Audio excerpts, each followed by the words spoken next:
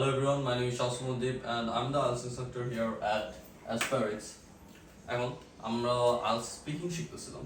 এখন আমাদের হলো কিউ কার্ড সেশন আসে। কিউ কার্ড সেশনে আমরা কি শিখবো, কি করব, এটা এখন আমি এক্সপ্লেন করি। কিউ কার্ড সেশন আপনাদেরকে তো অলরেডি আমি ইন্ট্রোডাকশন পার্টে, মানে পুরো স্পিকিং ইন্ট্রোডাকশন পার্টে আপনাদেরকে বুঝিয়েছি যে কিউ কার্ড সেশনে আপনার 3 to 4 মিনিটস যায়। ফার্স্ট মিনিট ওরা আপনাকে একটা বক্স দিবে, সেটার মধ্যে থেকে আপনার একটা টপিক চুজ করতে হবে, অথবা তারাই আপনাকে একটা টপিক চুজ করে দিবে। এবং টপিক চুজ করার পরে আপনার কাছে 1 মিনিট থাকবে এটা নিয়ে ভাবার জন্য, নোট ডাউন করার জন্য। সেটা আপনি যে কোনো কিছু নোট ডাউন করতে পারেন আপনার ইচ্ছে।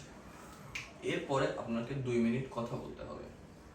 প্রতিটা স্টুডেন্ট এই কিউ কার্ড সেশনে এসে আটকে যায়, কারণ আমরা ভাবি আমরা অনেক কথা বলতে পারবো, কিন্তু যখন 2 মিনিট কন্টিনিউয়াস কথা বলতে হয় আমাদের কাছে প্রায় 30 সেকেন্ড পরে মনে হয় যে আর কিছু বলার নেই।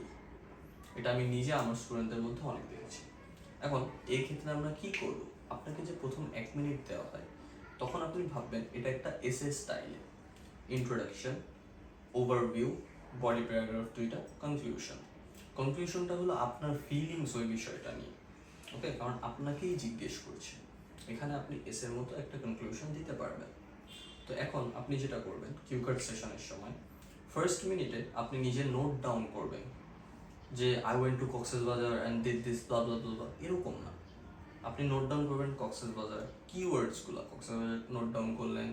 এরপরে আপনি কই গেছেন, ইনানি বিচ গেছেন, ওইটা নোট ডাউন করলেন। ইনানি বিচে আপনি হয়তো কোনো ঘোড়া রাইড করছেন, আপনি ওইটা হর্স রাইডিং আন্ডারলাইন করলেন, লিখলেন নিজে, ঠিক আছে? আপনি এরকম 1 by 1 কিওয়ার্ড লিখবেন, তাহলে আপনি স্টোরিটা পুরো প্রপারলি বলতে পারবেন। এছাড়া আপনার বলতে সমস্যা হবে, আপনি যদি লাইন্স লিখতে যান আপনি 1 মিনিটের মধ্যে এত লাইন্স লিখতে পারবেন না, আনলেস আপনি কোনো বড় জিনিয়াস। আমরা যদি আরও চিন্তা করি, আমাদের দেখতে হবে যে এই কিউকার সেশনে আমরা যেন কন্টিনিউয়াস বলতে পারি। আপনি এই জন্য যখন কোনো এক্সাম্পল দিচ্ছেন বলবেন for example, for instance, and মনে করেন আপনার কোনো মেমোরি খুব ভালো মেমোরি, আপনি ওইটার মধ্যেই, ওই কাহিনীর মধ্যেই আছে, what I remember about that time is, ঠিক আছে? এছাড়া আপনি বলতে the feeling that I got around that time, or whenever I think about this, ঠিক আছে? তো এই ক্ষেত্রে আমরা যেটা বুঝতে পারলাম কিউকার সেশনে আমাদের ইন্ট্রোডাকশন থাকবে, ওভারভিউ থাকবে, বডি প্যারাগ্রাফ 2টা থাকবে, কনফিউশন থাকবে। এর অর্থ এই না যে আপনার পুরো প্রপার একটা এসএস স্টাইল ফলো করতে হবে, এটা আপনাদেরকে বোঝানোর জন্য বললাম আমি। এভাবে যদি আপনারা বলেন তাহলে আপনাদের স্টোরি লাইনটা প্রপারলি আগাবে, আপনারা প্রপারলি বলতে পারবেন। এছাড়া কিউকার সেশনে আমরা আরেকটা যেটা ভুল করি সেটা হলো আমরা খুব তাড়াতাড়ি কথা বলার চেষ্টা করি। খুব তাড়াতাড়ি কথা বলার চেষ্টা করবেন না।